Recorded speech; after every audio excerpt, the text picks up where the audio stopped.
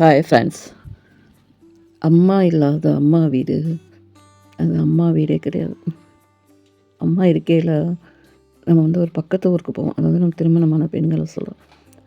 நம்ம ஊருக்கு பக்கத்து ஊர், அம்மா இருக்கிற ஊருக்கு பக்கத்து ஊருக்கு ஏதோ ஒரு வேலையாக போவோம்.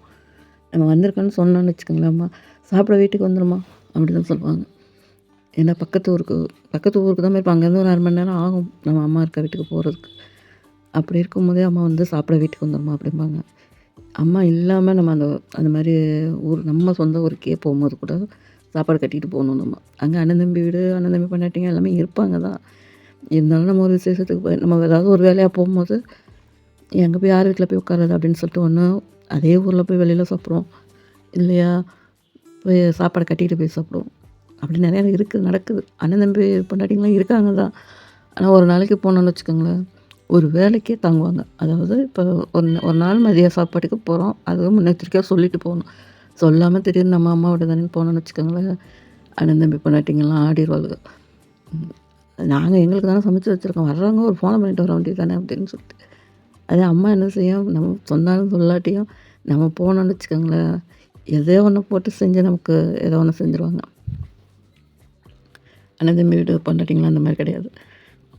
நம்ம போனோன்னு ஒரு வேளை சாப்பாடு உட்கார வச்சு போடுவாங்கன்னு வச்சுக்கோங்க. போனோன்னா வந்துட்டாங்களேன்னு சொல்லிட்டு ஒரு விருந்தாடி யார் வீட்டுக்கு போனாலுமே விருந்தாடியை கவனிக்கிறது வழக்கம் தானே.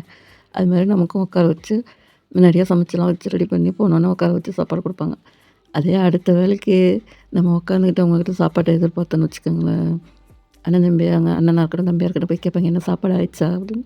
ஆமாம், எனக்கு என்ன 10 கையாக இருக்குது, ஒரு கை தானே இருக்குது, மெதுவாக தான் செய்ய முடியும், ஆடுவீங்களா அப்படியே உங்கள் அக்கா தங்கச்சியை பார்த்துட்டா, கொஞ்சம் வெயிட் பண்ணுங்கள். அங்கே உருட்டில் இப்போ இருக்கிற சத்தத்தில் நம்ம இங்கே உட்காந்துருக்கவங்க ஆட்டோமேட்டிக்காக எழுந்திரிச்சு அடுப்படிக்கு போகிற மாதிரி ஆயிடும். அந்த மாதிரி பாத்திரமும் உடையும். அந்த நேரம் பிள்ளைங்களா யாரும் போய் கேட்டு எதுவும் பேசினா கூட டென்ஷன் ஆவாங்க. ஏன்னா என்னமோ வருஷம் வச்சு கூட அவங்க கூட போய் உட்காந்து நம்ம சாப்பிட்ற மாதிரி நமக்கு பார்க்குற மாதிரி அந்த மாதிரி டென்ஷன் ஆவாங்க. இது நடைமுறையில் எல்லார் வீட்லேயும் நடக்கிறது தான். அதே அவங்க அக்கா தங்கச்சி அவங்க அம்மா அவங்களாம் வந்துச்சுன்னு வச்சுக்கோங்களேன், உன்னோட முன்னாடி அடிச்சு பேசிக்கிட்டு சிரிச்சுக்கிட்டு மோளம் போட்டுக்கிட்டு சமைப்பாங்க. ஆனால் அந்த நாத்தனா அந்த மாதிரி இருந்தால் அவங்களுக்கு எப்படி தான் இருக்குமோ தெரியல, அவங்கள ஒரு மாதிரியே தள்ளி வச்சே தான் பார்க்குறாங்க. நாத்தனாங்களும் நம்ம அக்கா தங்கச்சி தான் எல்லாருமே நினைக்கணும். நான் என்னை வச்சே நான் சொல்கிறேன், நானுமே அந்த மாதிரி தான் நினைக்கணும். நம்ம கூட அவங்க அப்புறம் வேறு எங்கே போவாங்க, நமக்கு ஒரு அம்மா இல்லைன்னு சொன்னால் அண்ணன் தம்பி இருக்காங்கன்னா அப்புறம் அவங்களுக்கு அதுதானே அம்மா வீடு. நம்ம ஆதரிக்கலைன்னா அப்புறம் அவங்கள யார் ஆதரிப்பா? அப்படி ஒரு எண்ணம் எல்லா ஒரு அண்ணன் தம்பி பொண்டாட்டிங்களுக்கும் வரணும். நம்ம அக்கா தங்கச்சி வந்தால் எப்படி சந்தோஷப்படுறோமோ அதே போல் தான் நாத்தனா வந்தாலும் சந்தோஷப்படணும். அதை விட்டுட்டு அம்மா இல்லாத வீட்டுக்கு போகிறதே சும்மாங்கிற மாதிரி ஏன்னா போகிறோம் அப்படிங்கிற மாதிரிலாம் அவங்கள நினைக்க வைக்கக்கூடாது. நம்ம போனோன்னா நம்ம அம்மா இல்லாட்டி என்ன நம்ம அண்ணி அப்படி பார்த்துக்குறோம். நமக்கு நீங்கள் வேலை பார்க்கணுன்னு மட்டும் ஒன்றும் இல்லை, ஏன் நீங்கள் பார்க்குற வேலையை அன்பா அழகாக வாங்க வாங்க நம்ம 2 பேருமா சேர்ந்து பார்ப்போம், நீங்கள் அதை செய்யுங்க நான் இதை செய்யுங்கன்னு ஒரு கலகலப்பாக சிரித்து செஞ்சாவே நாத்தனா உட்காந்துட்டுலாம் யாரும் சாப்பிட மாட்டாங்க. அவங்களும் அந்த வேலையை பார்த்து தான் சாப்பிடுவாங்க. அங்கே ஒரு இது இல்லாமல் போகுது. அதாவது அண்ணன் தம்பி அக்கா தங்கச்சிக்கிட்ட இருக்கிற அந்த ஒற்றுமையும் அவங்கக்கிட்ட இருக்கிற அந்யோன்யமும் இந்த நாத்தனாக்கிட்ட இருக்க முடியுது. எதுவுமே மறைக்க நினைக்கிறாங்க.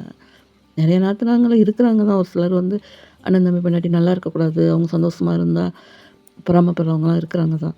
ஆனால் அந்த இடத்துல ஒருத்தருக்கு ஒருத்தர் விட்டு கொடுத்துட்டாங்கன்னு வச்சுக்கோங்களேன், பொறாமைக்கு வேலை இல்லை. அண்ணன் தம்பி பொண்டாட்டி என்ன, நம்ம கூட பிறந்த அக்கா தங்கச்சி என்ன, நாத்தனா என்ன, எல்லாம் அப்படியே ஒரு ஒன்றரை முன்னாடியே போயிடணும். இப்போ உள்ள காலத்துக்கு என்ன இருக்கிறது கொஞ்ச காலம், இதில் போய் பகைச்சிக்கிட்டு சண்டை போட்டுக்கிட்டு தேவையில்லாத பிரச்சனைகளை உருவாக்கிட்டு இருக்காம சரின்ட்டு போகிறது தான் இப்போ இந்த காலத்துக்கு நல்லதுன்னு நான் நினைக்கிறேன். அம்மா இருந்தாங்கன்னு வச்சுக்கோங்களேன், அம்மா இருக்கிறது ஒரு பெண்களுக்கு எத்தனை வயசானாலும் அம்மா அந்த பெண் அம்மாவுக்கு பிள்ளை தான். என் பிள்ளை அப்படின்னு தான் சொல்லுவாங்க. அவங்க பேரன் பேத்திக்கிட்டே என்ன சொல்லுவாங்க, அம்மாவை பார்த்துக்கம்மா, அம்மா பாவம், அம்மாவுக்கு ஹெல்ப் பண்ணுமா அப்படின்னு அதாவது மகளோட பிள்ளைங்கள்ட்ட மகமையா யாராக இருக்கட்டுமே, தாய்க்கு எதுவுமே வித்தியாசம் கிடையாது. அவங்கள்ட்டே சொல்லுவாங்க, அப்பாவை பார்த்துக்கையா, அப்பா பாவம் அப்படிம்பாங்க. அதேமாதிரி அம்மாவை பார்த்துக்கம்மா, அம்மா பாவம், அம்மாவுக்கு உதவி பண்ணுமா, அதை அம்மா வெயிட்டு தூக்க விடாதுமா, அப்படி செய்யுமான்னு பேரன் பேத்திக்கிட்டே அவங்க சொல்லுவாங்க. அந்தளவுக்கு எத்தனை வயசானாலும் அம்மா தான். அது யாராலையுமே மாற்ற முடியாது. பிடிச்சிருந்தால் லைக் பண்ணுங்கள், ஷேர் பண்ணுங்கள், கமெண்ட் பண்ணுங்கள். என்னுடைய சேனலுக்கு ஆதரவு கொடுங்க.